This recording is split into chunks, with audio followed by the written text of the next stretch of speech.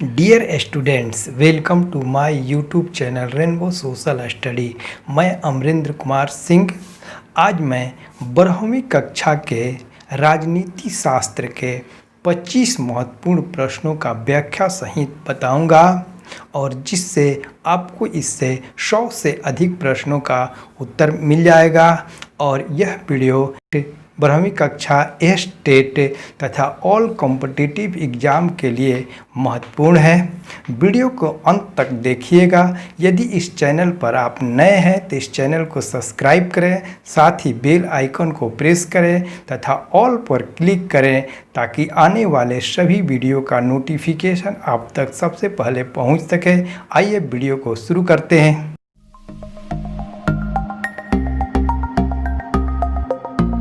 प्रश्न है चिपको आंदोलन से कौन संबंधित है? ए आर के पचौरी, बी वंदना शिवा, सी सुंदरलाल बहुगुणा और डी मेधा पाटेकर। तो इसका सी आंसर सही होगा, सुंदरलाल बहुगुणा।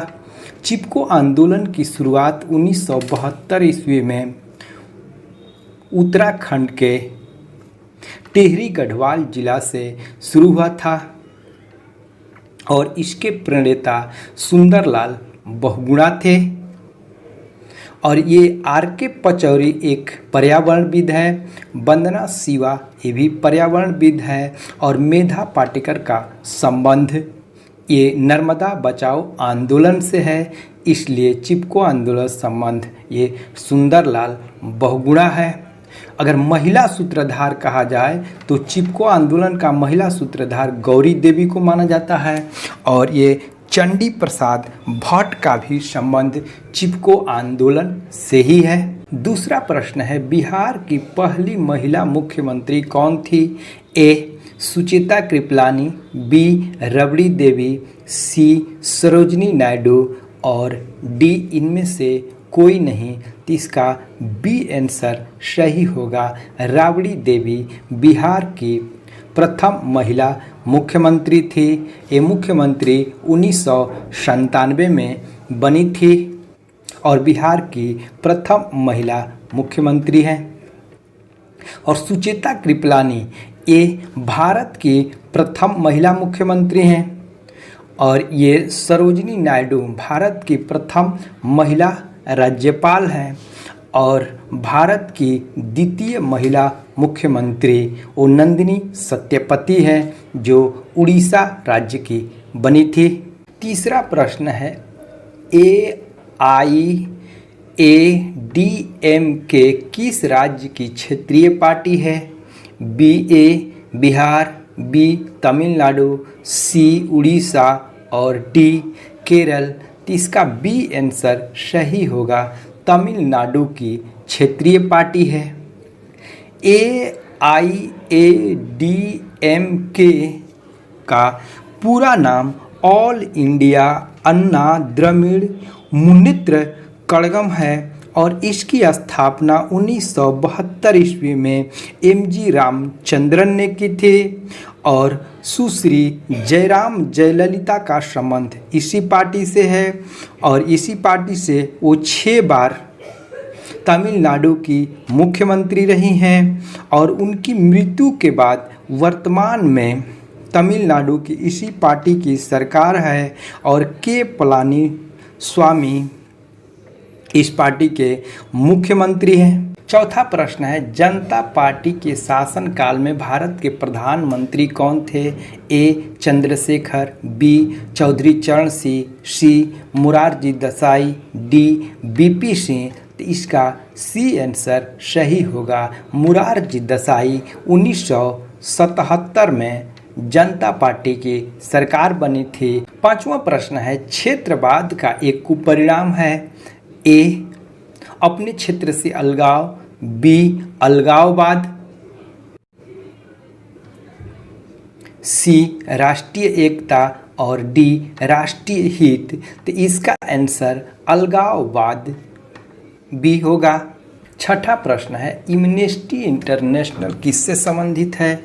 ए बाल श्रम, बी मानवाधिकार, सी पर्यावरण, डी शिक्षा। तो इसका बी आंसर सही होगा। एम्नेस्टी इंटरनेशनल मानवाधिकार से संबंधित है और एम्नेस्टी इंटरनेशनल का मुख्यालय लंदन में है।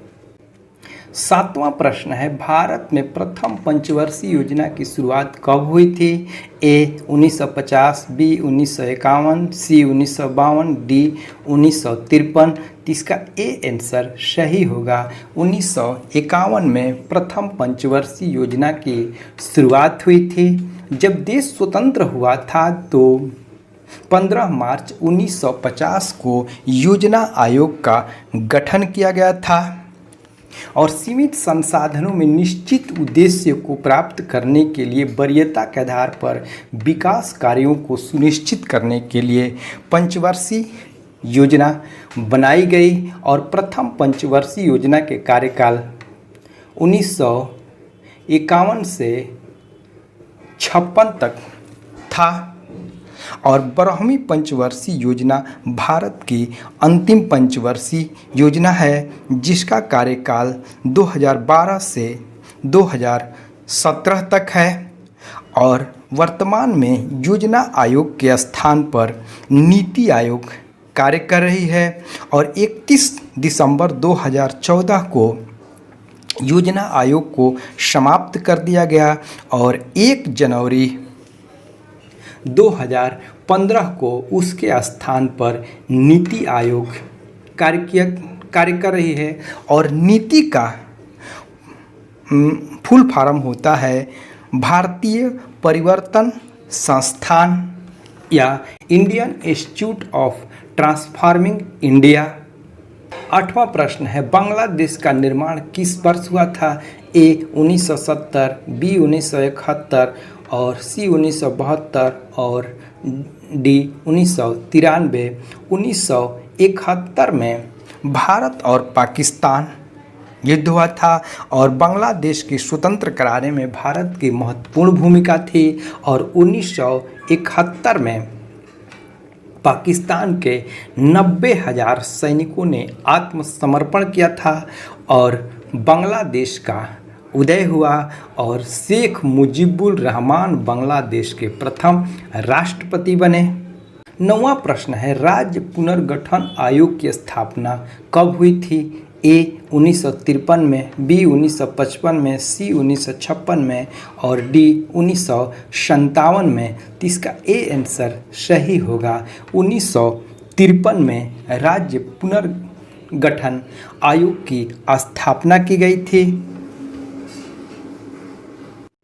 स्वतंत्रता के बाद आंध्र प्रदेश राज्य की मांग को लेकर प्रमुख गांधीवादी नेता पोटी श्री रामल्लू की 56 दिन की भूख हड़ताल के बाद मृत्यु हो गई और उनकी मृत्यु से आंध्र प्रदेश और राज्यों में या उस संबंधित राज्यों में अव्यवस्था की स्थिति उत्पन्न हो गई और इसके बाद प्रधानमंत्री पंडित जवाहरलाल नेहरू ने 16 दिसंबर 1952 को तेलुगु भाषियों के लिए एक पृथक राज्य आंध्र प्रदेश राज्य गठन करने की घोषणा की और इस प्रकार 1 अक्टूबर 1953 को आंध्र प्रदेश भाषा के आधार पर भारत का प्रथम राज्य बना और स्वतंत्र भारत में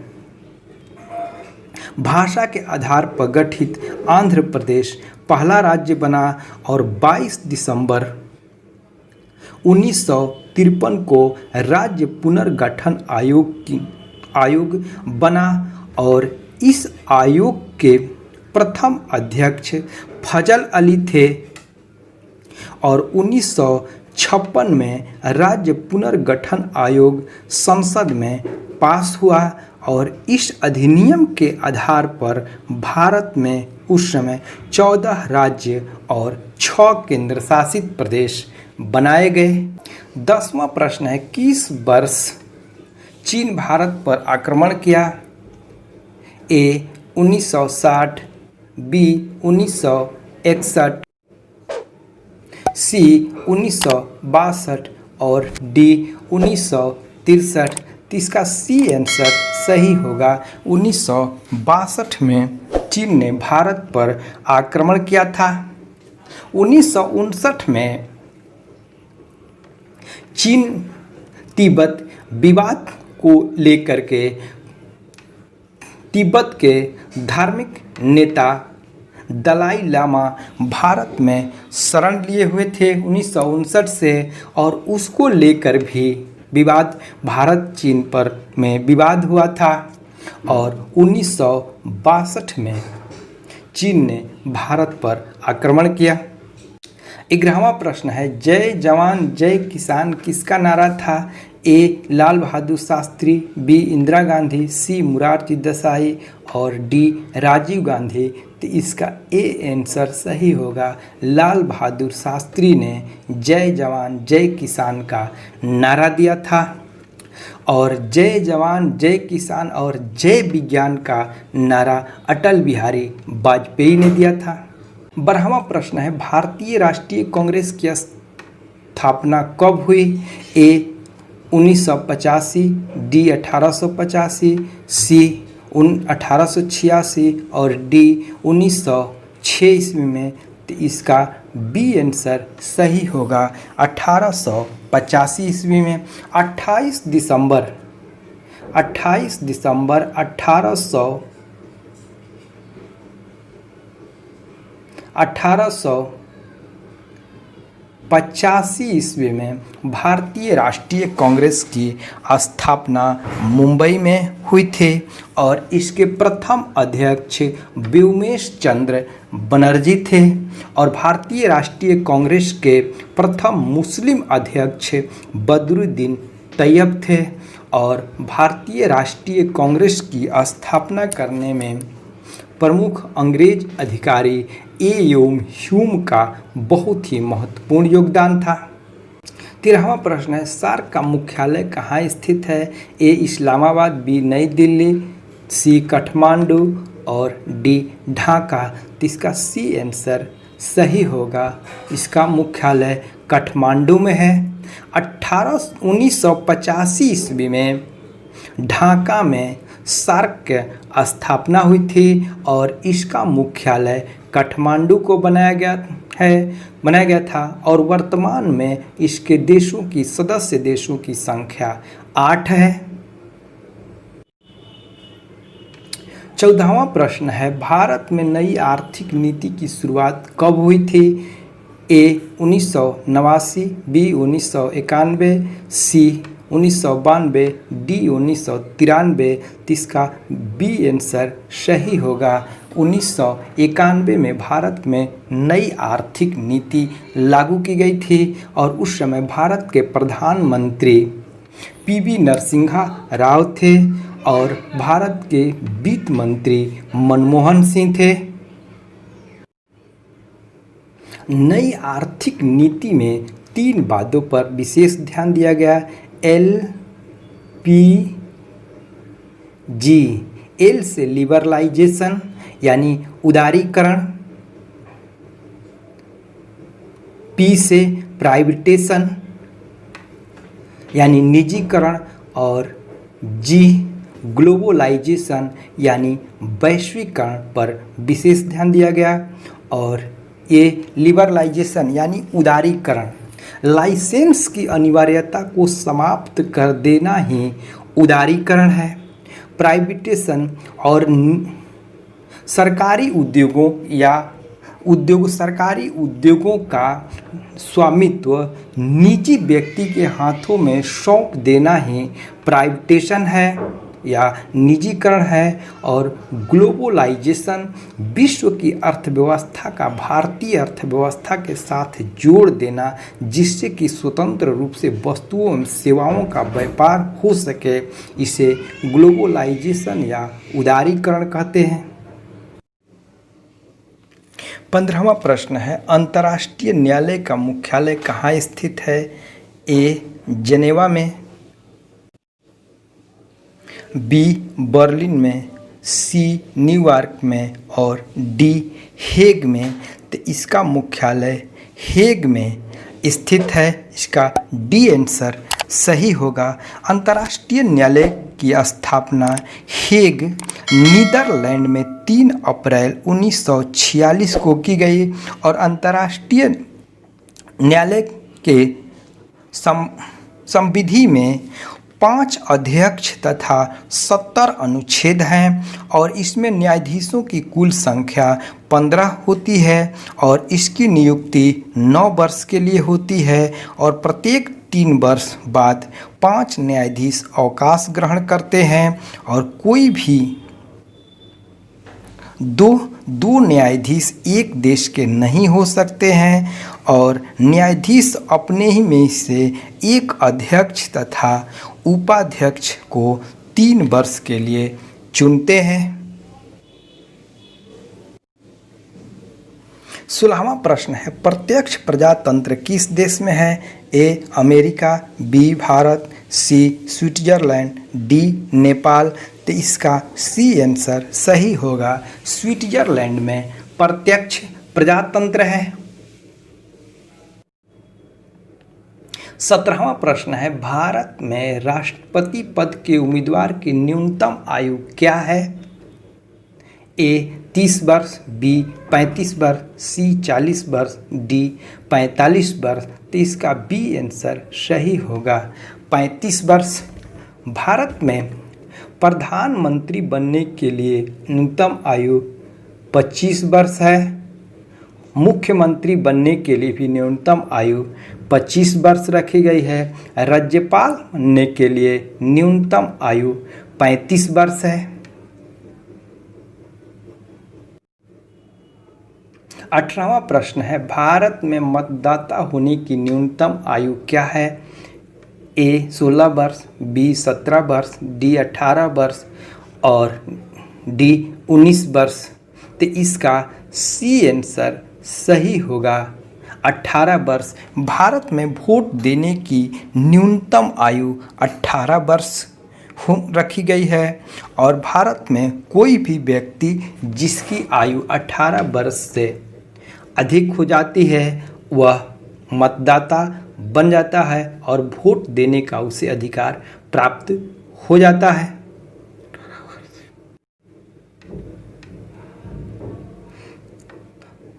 19वां प्रश्न है, 1930 में गांधी जी ने किस आंदोलन की शुरुआत की थी? ए सविनय अवज्ञा आंदोलन, बी भारत छोड़ो आंदोलन, सी स्वराज आंदोलन और डी असहयोग आंदोलन। तो इसका ए आंसर सही होगा। 1930 में गांधी जी ने सविनय अवज्ञा आंदोलन प्रारंभ की थी।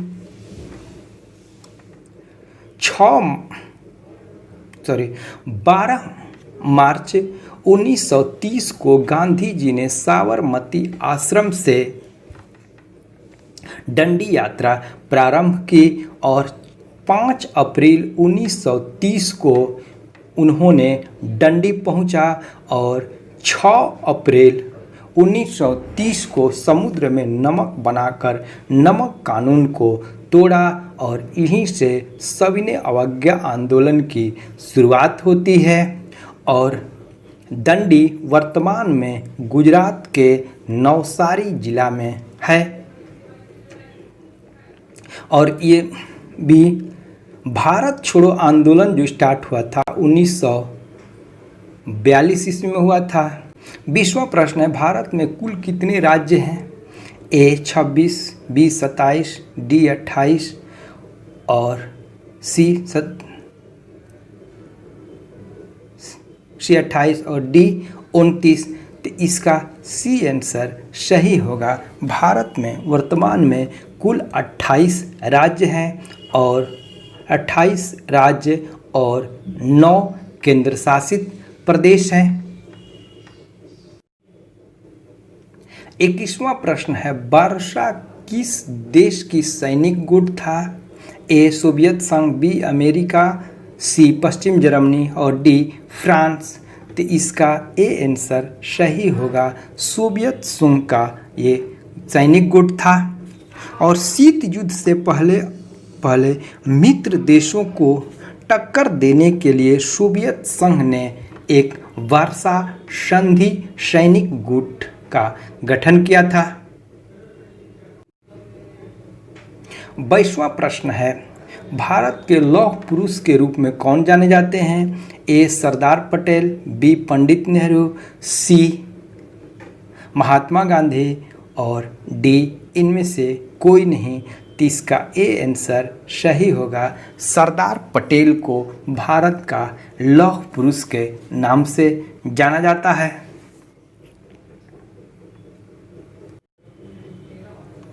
23वां प्रश्न है, 20 सूत्री कार्यक्रम किस प्रधानमंत्री से संबंधित है? A Rajiv Gandhi, B Indira Gandhi, C VP Singh, D I K Gujral. तो इसका बी आंसर सही होगा। इंदिरा गांधी के ही समय में 20 सूत्री कार्यक्रम शुरू किया गया था। 24वां प्रश्न है, बराक ओबामा किस देश के राष्ट्रपति थे? ए अमेरिका, बी ब्रिटेन और सी फ्रांस और डी जर्मनी। तो इसका ए आंसर सही होगा। बराक ओबामा अमेरिका के राष्ट्रपति थे।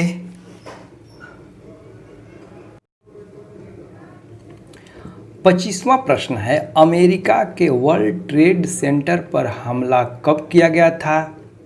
9 सितंबर 2001, ए बी 11 सितंबर 2001, सी 9 सितंबर 2002 और डी इनमें से कोई नहीं।